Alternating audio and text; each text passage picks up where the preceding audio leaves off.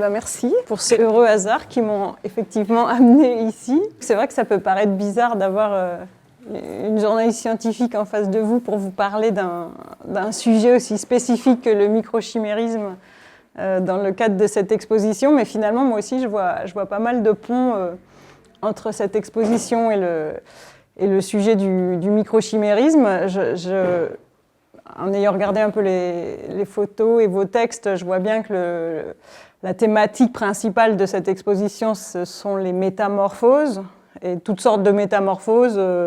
On est dans le ventre de nos mères, on grandit, on vieillit.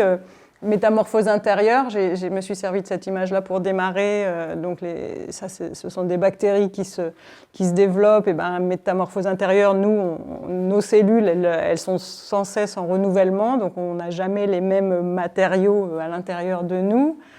Et puis métamorphose des regards, à travers des artistes, mais aussi à travers nos rencontres, nos expériences dans la vie. On change nos regards sur nous-mêmes et sur les choses qui nous entourent et sur les autres. Et je crois que le microchimérisme, c'est toutes ces métamorphoses à la fois.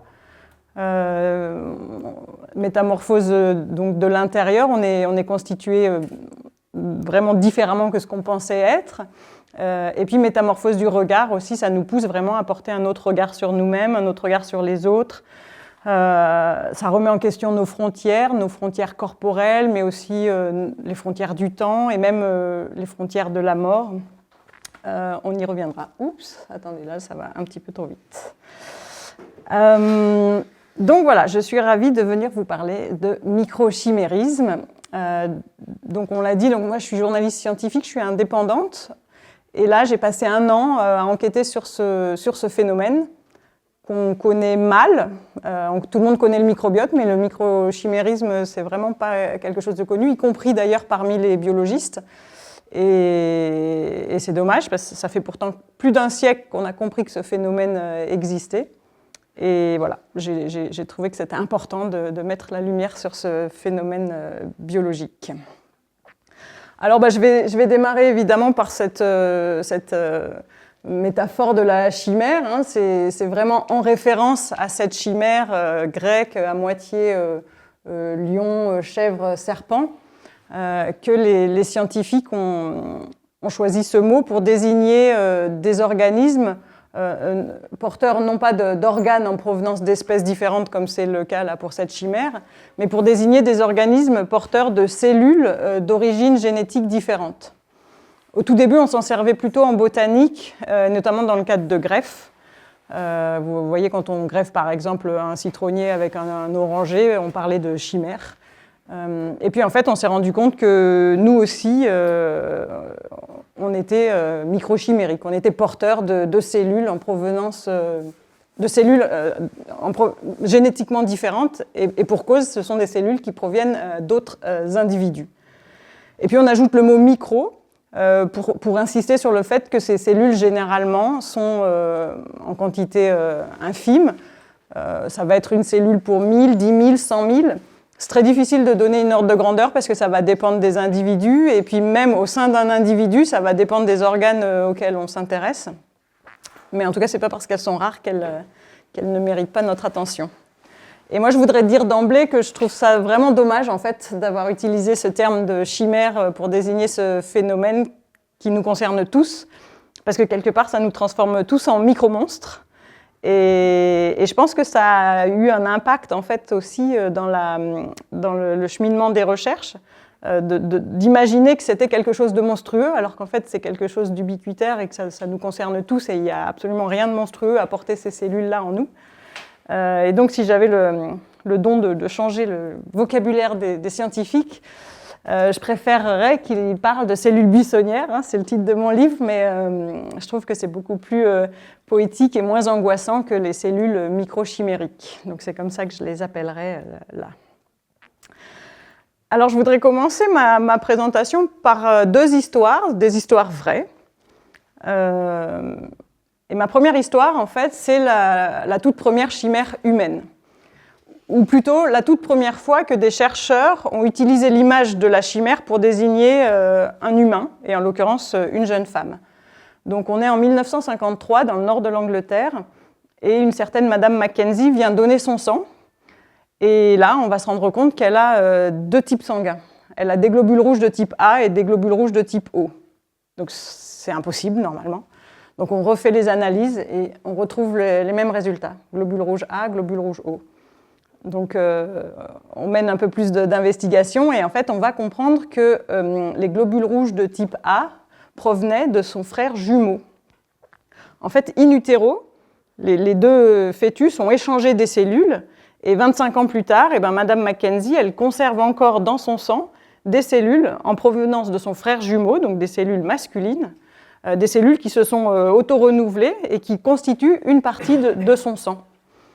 Donc la nouvelle était vraiment étonnante à la fois pour les chercheurs, mais aussi pour cette jeune femme, parce qu'en plus, il se trouve que son frère jumeau était décédé dans la petite enfance.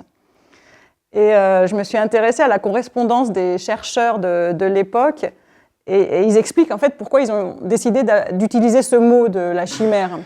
Alors pour faire un bon titre, ils expliquent, et ça, effectivement ça a marché, ça a vraiment fait un bon titre et l'article a été partagé un certain nombre de fois, mais aussi pour insister sur cette juxtaposition incongrue.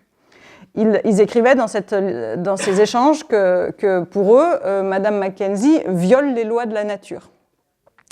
Donc là, il y a un petit péché d'orgueil quand même des scientifiques, parce qu'évidemment, ce n'est pas du tout les lois de la nature que Madame Mackenzie viole, mais les lois que les chercheurs ont données à la nature, et en l'occurrence que les immunologistes avaient donné au système immunitaire, des lois qui en fait s'avèrent fausses, mais je reviendrai là-dessus un peu plus tard. Alors, est-ce que je peux descendre? Ah oui, voilà. Dans ce cas, on parle de chimérisme gémellaire parce que c'est en provenance d'un jumeau. Et d'ailleurs, souvent, on enlève le mot micro parce que quand c'est des échanges en provenance de jumeaux, on peut en avoir une certaine quantité, bien plus que 1 sur 1000 ou 1 sur 100 000, comme je vous le disais au début. Et la deuxième histoire vraie que je voulais vous raconter se passe un demi-siècle plus tard, et c'est encore une histoire de chimérisme gémellaire, mais je la trouve particulièrement, en tout cas moi, c'est une des histoires qui m'a donné envie d'aller fouiller ce phénomène. Donc là, c'est Karen Keegan, qu'on voit ici, qui habite à Boston en 2001, et puis qui a besoin d'une greffe de rein. Et comme souvent dans ces cas-là, on va chercher des donneurs compatibles auprès des membres de sa famille. Et là, on va se rendre compte que ces 3 garçons là, qui sont sur cette photo, eh bien, il y en a 2 qui ne peuvent pas être, génétiquement parlant, ses fils. C'est-à-dire qu'ils ne partagent pas 50% de son ADN comme ce serait attendu pour une relation mère-fils, mais seulement 25%. Donc 25% aux yeux de la génétique, c'est l'équivalent d'une relation tante-neveu, en fait. Et effectivement, ils vont pousser les investigations et ils vont se rendre compte que cette Karen Keegan, elle a 2 types cellulaires dans certains de ses organes, dont ses ovules. Mais contrairement à Madame Mackenzie, elle n'a pas de jumelles. Et donc là, l'explication des scientifiques, c'est qu'en fait, elle s'est bien développée in utero avec une jumelle, avec laquelle elle a échangé des cellules, sauf que très rapidement, cette jumelle a disparu, avant même qu'on puisse mettre un coup d'échographie. Et c'est ça qu'on appelle les jumeaux fantômes ou les jumeaux évanescents. Et en fait, 30 ans plus tard, elle conserve des cellules de cette jumelle dans ses tissus, y compris dans ses ovules. Et donc, en fonction de l'ovule dans lequel le spermatozoïde va plonger, elle peut donner naissance soit à ses propres enfants, soit aux enfants de sa sœur jumelle qui n'est jamais née. D'où le sous-titre de mon livre « L'enfant dont la mère n'était pas née » et autre histoire folle du microchimérisme. Ah oui, alors du coup, là, ça ne marche plus. Voilà. Alors, si. Donc, là, mes 2 histoires, je vous ai parlé que de chimérisme gémellaire, mais il ne faudrait pas croire que le chimérisme ne concerne que les jumeaux. Je vous le disais en introduction, on est tous des microchimères, pour la simple et bonne raison qu'on a tous effectué un stage in utero.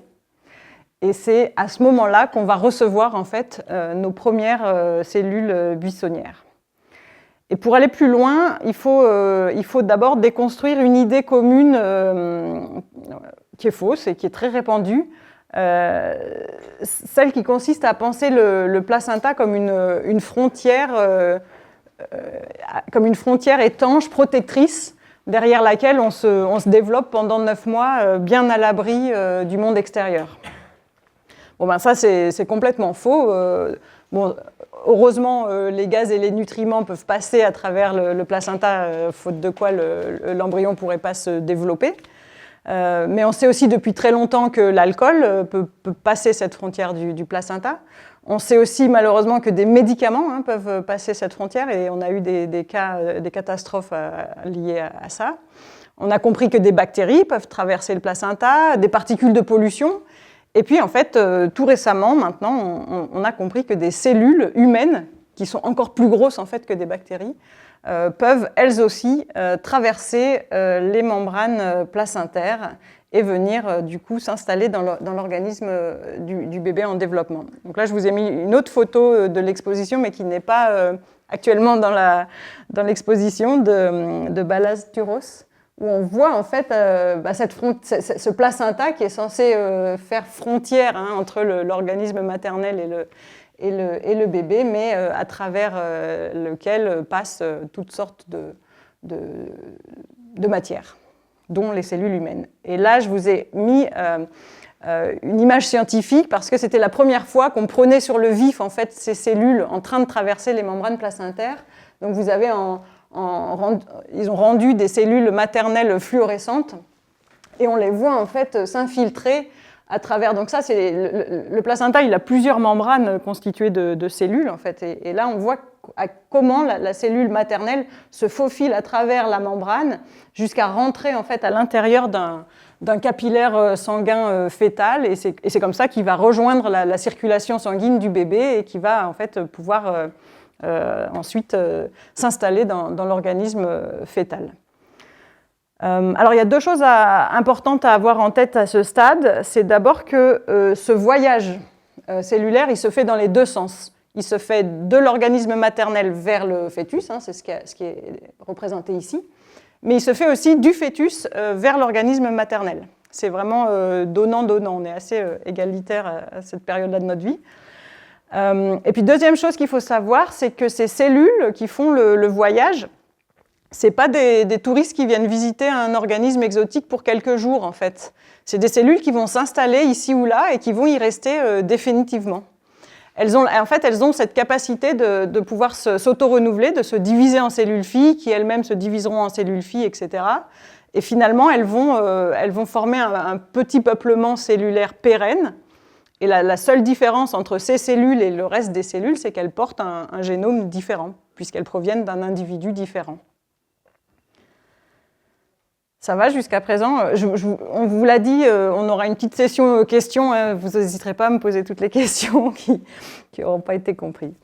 Alors j'aime bien utiliser cette image du canal de Suez comme métaphore pour expliquer tout ce que je viens de vous raconter. Ça, c'est une photo de Thomas Pesquet prise depuis la Station spatiale internationale. On pourrait imaginer que, donc là ici on a la Méditerranée, le canal de Suez, la mer Rouge et puis l'océan Indien. On pourrait imaginer que la mer Méditerranée, c'est notre bulle amniotique et c'est le fœtus qui est dans cette mer Méditerranée. Le canal de Suez, on va imaginer que c'est notre cordon ombilical. Et puis la mer Rouge et puis l'océan Indien, eh bien, c'est notre mer MERE. Sur le canal, on a nos bateaux qui transportent toutes sortes de matériaux. Ça, c'est l'équivalent des nutriments et des gaz qui sont échangés en fait, entre la mer et le fœtus. Mais sous ces bateaux, sous l'eau, en fait, on a nos espèces aquatiques qui vont d'une mer à l'autre. Eh bien, ce sont elles nos cellules buissonnières, ces espèces qui partent en voyage incognito. Et du coup, on va imaginer, voilà, on va considérer qu'à chaque grossesse, quelque part, un canal de Suez s'ouvre entre la mère et son fœtus. Et donc là, vous avez une femme, un homme qui font ce qu'ils veulent où ils veulent, ça ne nous regarde pas, mais la conséquence, c'est que madame est enceinte, donc un canal de Suez s'ouvre entre elle et son bébé. Et donc, on a des cellules violettes de la maman qui vont venir s'installer dans l'organisme du bébé. Et de la même manière, on a des cellules oranges là, du bébé qui vont venir s'installer dans l'organisme maternel. Jusque-là, normalement, tout va bien. Mais attention, ça se complique. Madame est de nouveau enceinte, nouveau canal de Suez qui s'ouvre. Donc, de nouveau, cellules violettes qui vont s'installer dans l'organisme du bébé 2, les cellules vertes du bébé 2 qui vont venir s'installer dans l'organisme maternel, mais on va avoir aussi des cellules oranges qui vont venir s'installer dans l'organisme du bébé 2, parce que ces cellules qui provenaient du premier bébé, elles se sont installées dans l'organisme maternel et elles y ont persisté. Et à l'occasion d'une deuxième grossesse, elles peuvent repartir en voyage, retraverser le placenta, un peu comme des poissons migrateurs qui reviennent dans la rivière qui les a vus naître quelque part, et donc retourner à l'intérieur du placenta et s'installer dans l'organisme fœtal en développement.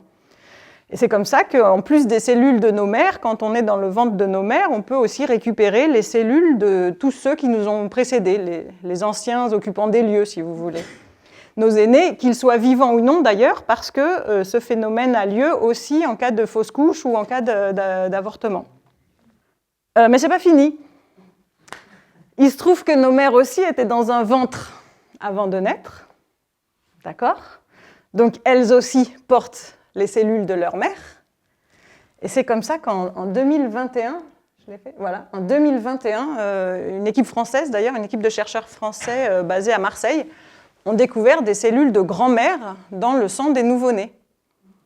Puisque nos mères portent des cellules de leur mère toute leur vie, en fait, au moment d'une grossesse, ces cellules peuvent aussi repartir en voyage, retraverser le placenta et venir s'installer dans la génération en développement. En fait, toutes les cellules buissonnières que portent nos mères peuvent retraverser le placenta et venir s'installer dans les fœtus en développement. Donc par ce mécanisme, on pourrait aussi récupérer les cellules des aînés de nos mères, nos grands-oncles et nos grandes-tantes, ce qui a été démontré chez l'animal, mais encore jamais chez l'humain. Donc vous voyez qu'à la fin, on est quand même une sacrée mosaïque de cellules. Hein. On est beaucoup plus diverses que ce qu'on pensait. Et encore, je n'ai pas fini. Jusqu'à présent, je vous ai parlé des échanges de cellules à l'intérieur du ventre d'une mère. Donc soit entre la mère et son fœtus, soit entre les jumeaux. Mais il y a d'autres moyens de récupérer ces cellules buissonnières. Un accès aux cellules buissonnières, c'est durant l'allaitement. En fait, on s'est rendu compte qu'il y a des cellules maternelles à l'intérieur du lait, et il se trouve que les intestins ne sont pas encore complètement matures les premiers mois de vie, et par ce biais-là, il y a des cellules qui peuvent franchir les barrières intestinales et s'intégrer dans l'organisme du bébé qui allaite. Et plus étonnant, ça se fait aussi dans les deux sens, parce qu'a priori, les cellules du bébé qui allaite peuvent en fait traverser les canaux lactifères de la maman et à ce moment-là s'installer aussi dans les seins de la mère. Il y a évidemment une autre source dont je n'avais pas encore parlé, c'est la source des greffes. Mais c'est vrai que moi, avant cette enquête, j'avais l'idée que si je me faisais greffer d'un rein, les cellules du donneur, elles allaient rester dans le rein. Mais en fait, pas du tout, ça fonctionne un peu comme une grossesse finalement. C'est-à-dire que les cellules du donneur, elles vont sortir du greffon et elles vont aller s'installer ailleurs dans l'organisme receveur. Et les cellules du receveur, elles vont aussi venir s'insérer à l'intérieur du greffon. Et d'ailleurs, ça fait très longtemps que les transplanteurs savent que ces échanges de cellules, c'est souvent un indice très positif de la survie de la greffe. Et la plupart des chercheurs que j'ai rencontrés durant mon enquête m'ont dit qu'ils étaient persuadés qu'il existait d'autres sources de microchimérisme qui restent encore à découvrir. Ce qui est sûr, c'est que nos corps font preuve d'une hospitalité débordante, et vous l'aurez compris, plus particulièrement le corps des femmes, puisqu'on récupère aussi les cellules des embryons que nous portons. Voilà, alors ça marche. Et là, je voulais vous mettre, est-ce qu'on voit ce qui... Voilà, on voit ce qui se passe. Moi, c'est une des vidéos qui m'avait émue, mais bon, je reconnais que je peux être ému par des choses particulières. Ça, c'est une publication qui date de 2012. Donc, c'est une cellule cardiaque, hein, comme celle qui bat actuellement dans nos cœurs. Mais elle est fluorescente parce que c'est une cellule qui provient d'un fœtus. C'est une cellule qui a été prélevée dans le cœur d'une souris gestante. Et elle provient de l'un de ces fœtus. Ils avaient, par des techniques de génétique, ils avaient réussi à rendre fluo les cellules des embryons de cette souris. Et ils voulaient suivre en fait le cheminement de ces cellules buissonnières. Et voilà, ça c'est une cellule qui a été prélevée dans le cœur de la maman. Et je vous mets cette vidéo pour vous dire deux choses. D'abord, c'est des cellules qui sont capables de s'installer absolument partout, dans tous nos organes. Mais surtout, ce sont des cellules qui peuvent se métamorphoser, qui peuvent en fait se reprogrammer et suivre le cahier des charges des tissus dans lesquels elles vont atterrir. Donc si une cellule buissonnière atterrit dans un cœur, elle va se transformer en cellule cardiaque et elle va battre aux côtés des autres cellules. Si une cellule buissonnière vient dans la peau, elle va se transformer en cellule cutanée. Et elles sont capables en fait de se transformer dans tous les tissus du corps humain. Et ce qu'on a découvert aussi assez récemment, dans les années 2010, c'est que les voyages de ces cellules ne se font pas par hasard au gré des courants sanguins. Et ça, on l'a découvert grâce à une expérience qui aussi a fait partie de ces histoires qui m'ont marquée moi dans mon enquête, donc je vais vous la partager. C'était un postdoc, un étudiant qu'on exploite après la thèse. Je ne sais pas si vous êtes au courant de comment fonctionnent les postdocs. Donc, il s'appelle Karash Khosrow-Tehrani, voilà. Qui avait fait ses études, sa thèse en France et qui était parti à Boston pour son postdoc chez la grande spécialiste mondiale du microchimérisme qui s'appelle Diana Bianchi. Et donc lui aussi, il procédait un peu de la même manière que dans cette publication, c'est-à-dire qu'il avait tagué par fluorescence les cellules des souriceaux pendant la gestation. Et tous les matins, il posait ses souris dans des espèces de chambres noires adaptées à la taille des souris pour espérer voir des cellules fluo sortir du placenta et s'installer dans l'organisme maternel. Et donc son job, c'était vraiment de passer des heures à s'échiner les yeux sur un écran pour essayer de trouver le moindre indice de fluorescence qui sortirait du placenta. Mais je vous l'ai dit, ces cellules, elles sont assez rares, donc c'était un boulot de postdoc. Et puis un matin, il pose sa souris dans cette chambre noire, et là, il va découvrir une énorme tache fluo sur l'oreille. Il se dit, bon, là, il y a quelque chose qui ne va pas, donc il récupère sa souris, et puis il se rend compte que la souris, elle a une plaie au niveau de cette oreille. Donc, en bon scientifique à l'esprit critique, il va imaginer que comme la plaie, ça fait de l'humidité, ça va refléter différemment, que c'est un artefact. Donc, ils vont reproduire l'expérience, malheureusement pour les souris, en faisant des petites plaies au niveau des oreilles. Et en fait, ils vont se rendre compte que ce n'est pas un artefact, que les plaies attirent bel et bien les cellules buissonnières. Et depuis, on a un peu mieux compris ce mécanisme, en fait. Quel signal attire les cellules buissonnières? Et ça, bon, c'est beaucoup moins joli que toutes les images que je vous ai mises, mais il faut montrer un peu de science. Ça, c'est une équipe française à Paris, Selim Araktingui, qui a démontré, en fait, que le signal qui attire ces cellules buissonnières, c'est une molécule qu'on appelle CCL2, ou chémokine ligand 2.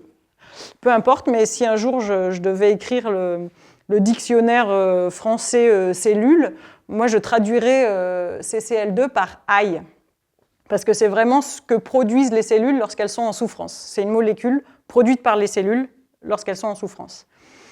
Nos cellules, elles ont des récepteurs pour ces molécules-là, et d'ailleurs c'est comme ça que nos cellules immunitaires arrivent à trouver leur chemin jusqu'au site où elles doivent bosser. Mais il se trouve que les cellules buissonnières ont 100 fois plus de récepteurs pour cette molécule CCL2 que nos cellules à nous. Et donc, quelque part, elles vont entendre ce signal de manière beaucoup plus précise et même en étant loin géographiquement. Je dis loin géographiquement parce que là, ils ont représenté donc un fœtus. Et ils ont représenté une étape intermédiaire qui est très fréquente en fait pour les cellules buissonnières, c'est la moelle osseuse. C'est comme une espèce de on appelle ça la niche des cellules buissonnières. Elles vont rester là un petit moment. Et puis, si des molécules CCL2 sont fabriquées quelque part dans l'organisme, eh ben, ces molécules, elles vont ensuite atteindre la circulation sanguine et elles vont se disperser en fait selon un gradient de concentration bêtement physique. Et nos molécules et nos cellules buissonnières, elles vont sortir de leur niche et en fait elles vont remonter le gradient de concentration des molécules CCL2 jusqu'à finalement entrer en contact avec les cellules qui produisent ces molécules. Donc là, en l'occurrence, les cellules qui produisent ces molécules, c'est des cellules de la peau, c'est là où il y a eu la plaie. Et une fois sur place, ces cellules, elles vont se transformer en cellules cutanées, en cellules de vaisseaux sanguins, en collagène.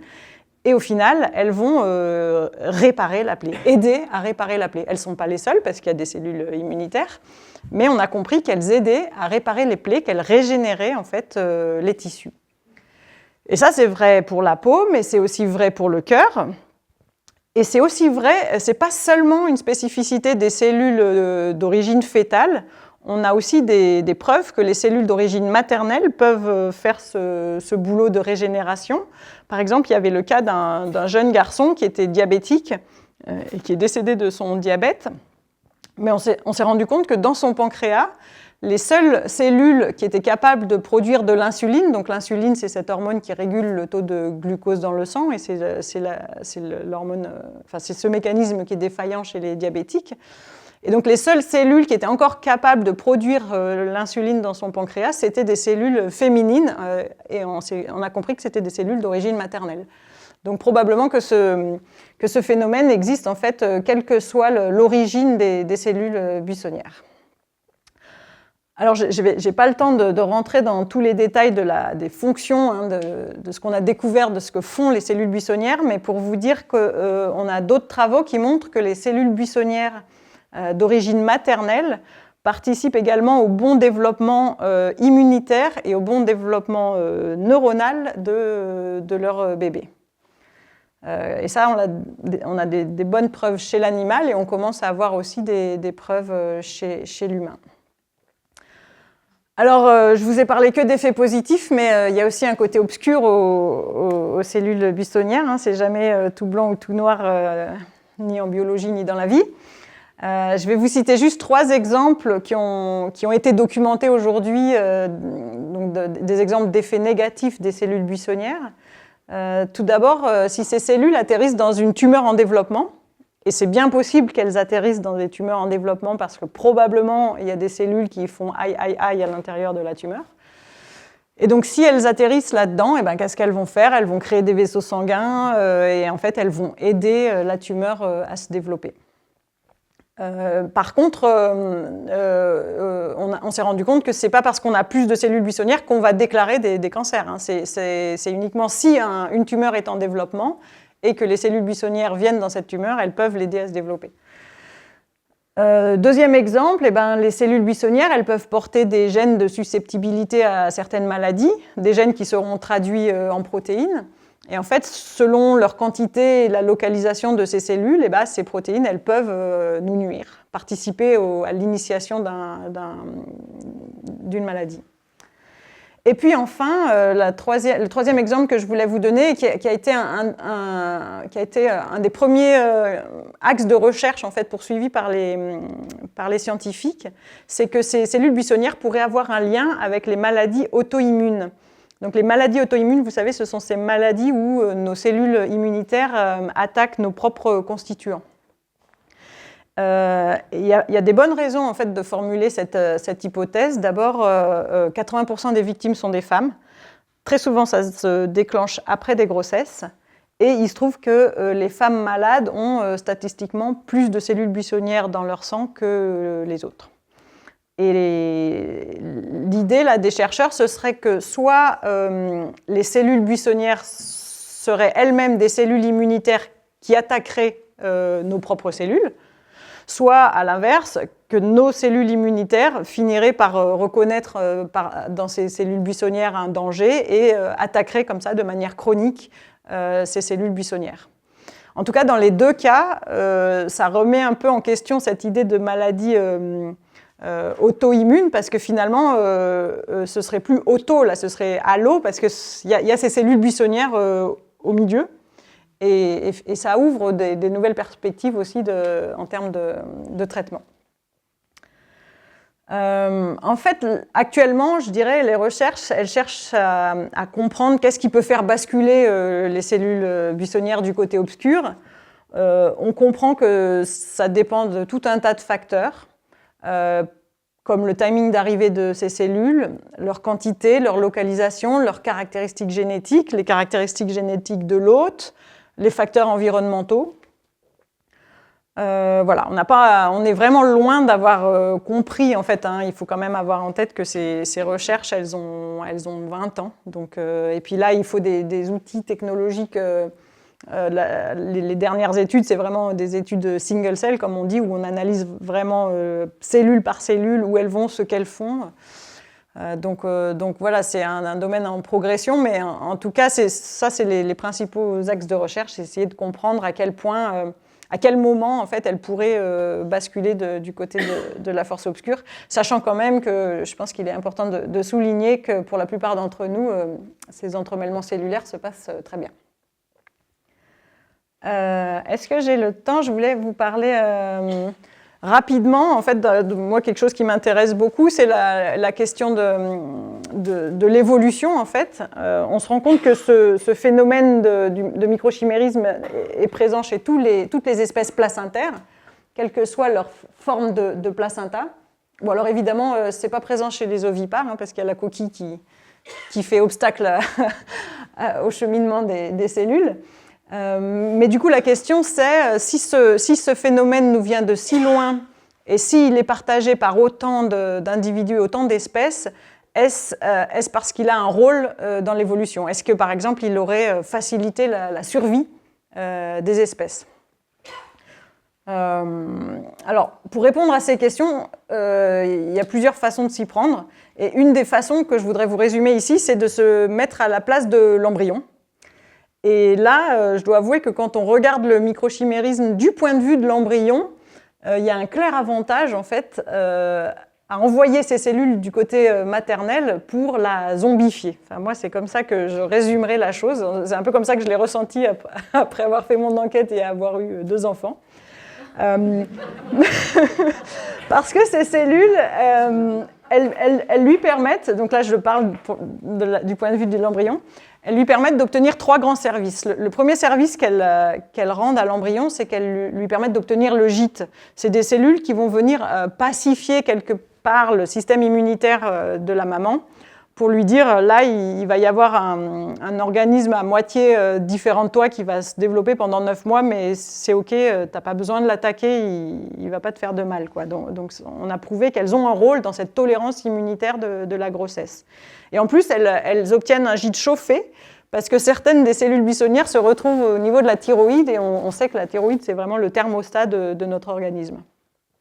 Deuxième service, c'est qu'après avoir obtenu le gîte, elles obtiennent le couvert. Les premières cellules d'origine fétale qui vont partir en fait, dans l'organisme maternel, elles vont venir s'installer dans les vaisseaux sanguins qui irriguent le placenta, les vaisseaux sanguins maternels. Et en faisant ça, en fait, elles vont élargir leur diamètre. Et donc là, c'est comme quand vous ouvrez vos robinets, quoi, vous avez un flux de nutriments qui va être plus important, et donc elles s'assurent un couvert copieux. Et un couvert non seulement pendant les 9 mois de la grossesse, mais même service après-vente après la naissance, parce que certaines des cellules buissonnières s'installent au niveau des seins et participent à la lactation après la naissance. Et puis, dernière hypothèse, et j'insiste sur le mot hypothèse parce que là, quand on parle d'évolution, il y a vraiment beaucoup de choses qui sont de l'ordre de l'hypothèse. Donc, dernière hypothèse, ces cellules pourraient leur permettre d'obtenir la protection maternelle. On sait, et ça c'est pas une hypothèse, on sait que des cellules buissonnières vont dans le cerveau des mères, et on imagine qu'en fait, elles pourraient aider à stimuler la production d'ocytocine. Et l'ocytocine, vous le savez peut-être, c'est l'hormone de l'attachement qui est censée attacher les mères à leur nouveau-né. Voilà. On peut adopter une autre vision plus large, une vision de groupe. Et là, je voulais vous parler rapidement d'études sur les Ouistiti qui m'ont intéressée. Alors, les Ouistiti, ils ont des taux de microchimérisme absolument effarants. Parce que les mères ont des grossesses multiples et avec des connexions vasculaires très fortes en fait, entre les fœtus, si bien qu'il y a énormément d'échanges de cellules entre les jumeaux. Et ces cellules vont d'ailleurs partout dans leur organisme, y compris dans leurs gamètes. Et j'ai compris que c'était vraiment un casse-tête de vouloir effectuer des lignées génétiques chez les Ouistiti, parce qu'on ne sait plus qui est le cousin, le père, l'oncle, ça c'est le gros bazar. Mais par contre, ce qu'on remarque, c'est que chez les Ouistiti, il y a un très haut niveau de coopération au sein du groupe. Et, chose pas si commune, les pères s'investissent énormément dans leur progéniture. Et chose étrange aussi, on s'est rendu compte que plus les nouveau-nés possèdent de cellules buissonnières dans leur tissu épithélial, alors le tissu épithélial, c'est les cheveux, la bouche, la peau, enfin c'est tout ce qui fait frontière en fait avec l'extérieur. Donc plus les nouveau-nés possèdent de cellules buissonnières dans ces tissus, plus les pères passent du temps à les porter, à les lécher, etc. Et l'hypothèse des chercheurs, c'est que ce tissu épithélial, c'est en fait le tissu le plus susceptible d'intervenir dans la reconnaissance de la parenté, avec des systèmes olfactifs. Et plus on trouve de cellules buissonnières en provenance de différents frères et sœurs, plus le nombre de gènes paternels est important. En fait, il y aurait une variété des gènes paternels plus importante que si c'était uniquement mes propres cellules, et probablement que plus les pères s'y reconnaissent. Et donc l'hypothèse des chercheurs, c'est de dire que finalement, le microchimérisme aurait pu favoriser la survie des espèces en favorisant la cohésion et la coopération parmi les membres d'un groupe. Bon. Après, je dois reconnaître que j'ai aussi rencontré des spécialistes qui me disaient que peut-être que le microchimérisme n'a jamais eu d'effet en termes d'évolution et que c'est juste un effet collatéral finalement du développement, de l'apparition du placenta. Hein, ça c'est tout à fait possible aussi. Et puis peut-être qu'on ne raisonne pas à la bonne échelle. On a l'habitude de penser l'évolution à l'échelle des individus, mais je me disais que si on se plaçait à l'échelle cellulaire, bon ben là, il y a vraiment un intérêt majeur en fait à opter pour être une cellule buissonnière plutôt qu'une cellule lambda. C'est que c'est vraiment la porte ouverte vers l'immortalité. En fait, ces cellules, elles peuvent les lignées. Hein, il faut que je précise que je parle de lignée cellulaire parce qu'une cellule, elle a une durée de vie limitée. Hein, ça va dépendre de nos tissus. C'est quelques heures pour nos cellules sanguines et quelques années pour les neurones, par exemple, mais elles ont une durée de vie limitée. Mais par contre, comme elles sont capables de s'auto-renouveler, leur lignée a une durée de vie beaucoup plus longue. Et nous, nos cellules, elles ont une durée de vie qui est équivalente à notre durée de vie à nous. Mais sauf que les cellules buissonnières, comme elles se transmettent aux générations suivantes, c'est une porte ouverte sur l'immortalité. Et d'ailleurs, il y a une étude assez dingue qui a montré chez la souris qu'une cellule buissonnière avait survécu à 51 générations. Donc je ne sais pas si vous voyez, mais 51 générations chez les humains, ça nous fait remonter à l'époque du Moyen-Âge. Donc je pourrais avoir une cellule de mon aïeul du Moyen-Âge qui est passée par toutes ces frontières et qui est encore en train de s'auto-renouveler. Donc c'est sûr que, en tout cas, moi, si je devais être une cellule, j'opterais pour la cellule buissonnière. Hein. Je vous conseille de faire de même. Alors, je ne suis pas très douée avec ce Mac. Ça ne marche plus. Peut-être. Ah si, c'est bon.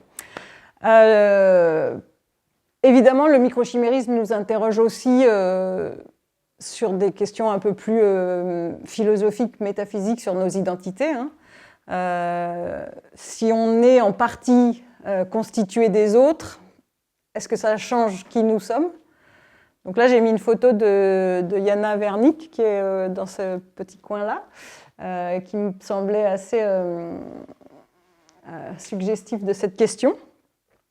Il y a 20 ans, la découverte du microbiote avait déjà quand même révolutionné nos manières d'envisager nos identités.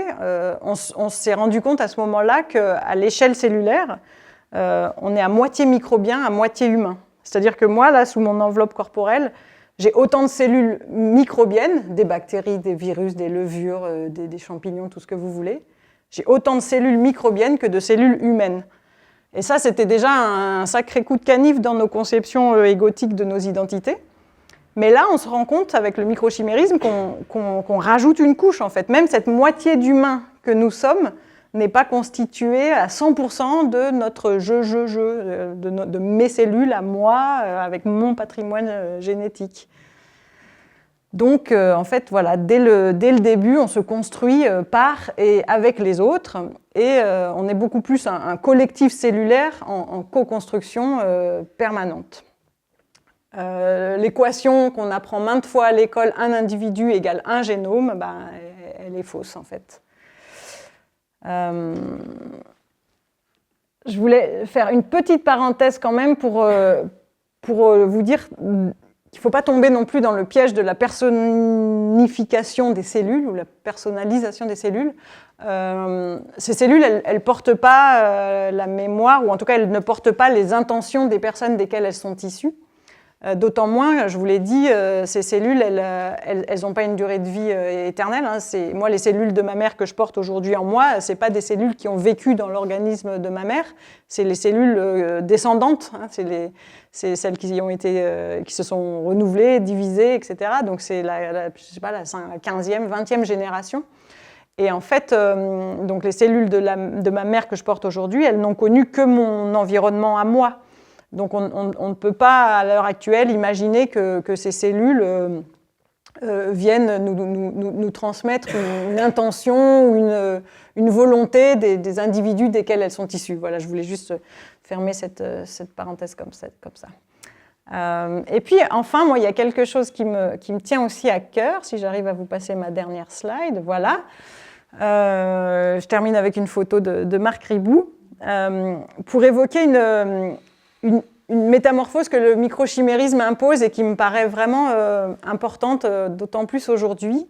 Je crois qu'il est vraiment temps de porter un autre regard sur notre système immunitaire et que le microchimérisme nous pousse à le faire. On a toujours cette idée et c'est ce qu'on apprend à l'école d'ailleurs, et même en école de médecine, hein, c'est pas quelque chose qui est réservé au collège ou au lycée. On a cette vision très guerrière de notre système immunitaire avec nos cellules immunitaires qui patrouillent dans notre organisme à la recherche du moindre élément étranger, et dès qu'ils en repèrent un, bim, ils lui sautent dessus et puis ils le mettent dehors. C'est vraiment ça l'objectif du système immunitaire, faire en sorte que chez nous, il n'y ait que nos cellules à nous et tout ira bien comme ça. Sauf qu'en fait, ça ne se passe pas du tout de cette manière-là, et on a bien compris aujourd'hui que c'était une vision tout à fait erronée de notre système immunitaire.